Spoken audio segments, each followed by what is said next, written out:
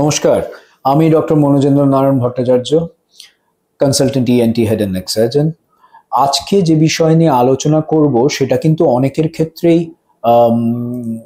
খুব কমনলি হয়ে থাকে এবং আমরা ব্যাপারটার গুরুত্ব বুঝি না বলে আমরা অনেক সময় দেরি করে ফেলি এটা নিয়ে ডাক্তারবাবুদের সঙ্গে আলোচনা করা কিংবা দেখানোর জন্যে।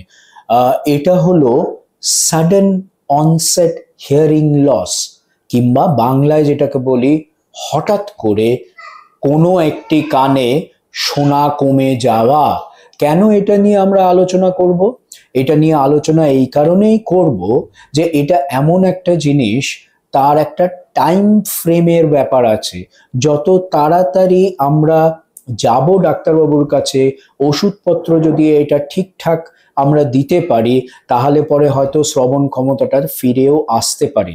আর দ্বিতীয় হলো এর তাৎপর্যটা বুঝতে হবে যে সাডেন অনসেট হিয়ারিং লস, এইটা যেটা হলো ও কিছু না, কালকে দেখা যাবে কি দুদিন পরে এখনো তো শোনাটা কমই আছে, শোনাটা ঠিক হচ্ছে না, ওরকম ভাবে কিন্তু অবহেলা করা যাবে না। কারণ ভেতরে অনেক কিছু গুরুত্বপূর্ণ কিংবা সিরিয়াস কিছু হচ্ছে, তাও হতে পারে। আমাদের অনেকেরই এই ধরনের রোগ হয়তো হয়ে থাকে যে হঠাৎ একদিন দেখা গেল যে কানে তাদের শোনাটা হঠাৎ কোনো একটা কানে কমে গেল। এই কানে হঠাৎ করে শোনা কমে যাওয়া, এর সাথে কিন্তু কিছু জিনিস হতে পারে। কারোর হয়তো প্রচন্ডভাবে মাথা ঘুরছে, সেটা হতে পারে। কারোর কিন্তু মাথা ঘোরার সঙ্গে বমি পাচ্ছে, তাও হতে পারে। আজকে এটা বুঝতে হবে যে আমাদের কানের যে ভেতরের অংশটা, ইনার ইয়ার যেটা আছে, সেখানে কিন্তু দুটো পার্ট একের সঙ্গে আরেক প্রায় জুড়ে আছে। একটা হলো ককলিয়া, যেটা শোনা নিয়ে কাজকর্ম করে, আর একটা হলো ভেস্টিবিউল, যেটা ব্যালেন্স নিয়ে কাজকর্ম করে। অনেক সময় এই সাডেন অনসেট হিয়ারিং লস, এটা কোনো একটা ভাইরাল ইনফেকশন থেকে হতে পারে, যেটাকে এই ভাইরাল ইনফেকশন থেকে হলে পরে যেটা হয় এক ধরনের স্ট্রোকের মতন হয়। তার মানে কি, ওইখানে যে নার্ভগুলো আছে, যেটা কিনা হিয়ারিং এর নার্ভ কিংবা যেটা আমাদের ব্যালেন্সের নার্ভ, সেই নার্ভটাকে এফেক্ট করে নিয়ে ওই নার্ভের রক্ত চলাচলটাকে কমিয়ে দেয়। যেই নার্ভের রক্ত চলাচলটা কমে গেল, তখনই কিন্তু ওই অঙ্গটা কাজ হয়তো কম করা আরম্ভ করলো। তার মানে শোনাটা হঠাৎ করে কমে গেল, কিংবা তার প্রচন্ড মাথা ঘোরা আরম্ভ হলো, তার বমি পাওয়া আরম্ভ হলো। এইগুলো কিন্তু একসাথে হতে পারে। তাছাড়াও একটা খুব কমন নয়, এটা কিন্তু খুব রেয়ার, কিন্তু এক ধরনের টিউমার হয় ঠিক ওই জায়গাটাতে, যেটাকে বলা হয় অ্যাকাউস্টিক নিউরোমা।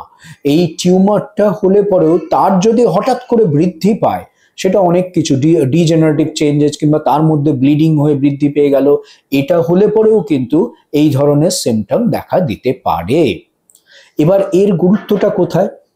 আমার শ্রবণ ক্ষমতা যেটা, এটা তো একটা ইন্দ্রিয়, আমার শোনাটা তো ঠিক রাখতে হবে। যেরকম চোখে দেখাটাও আমরা ঠিক রাখতে হবে, সেই একই রকমের গুরুত্বপূর্ণ কিন্তু আমাদের শোনাটা।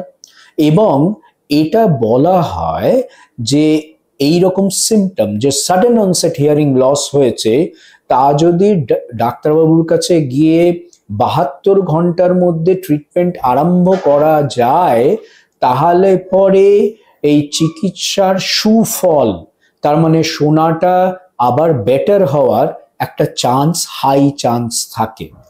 কিন্তু এটাও আপনাদের জেনে নিতে হবে যে 100% আমরা বলতে পারি না 72 ঘন্টার মধ্যে এলেও যে আপনার হিয়ারিংটা আবার ঠিক হয়ে যাবে পুরোপুরি, কিন্তু চান্সেস আর হাই।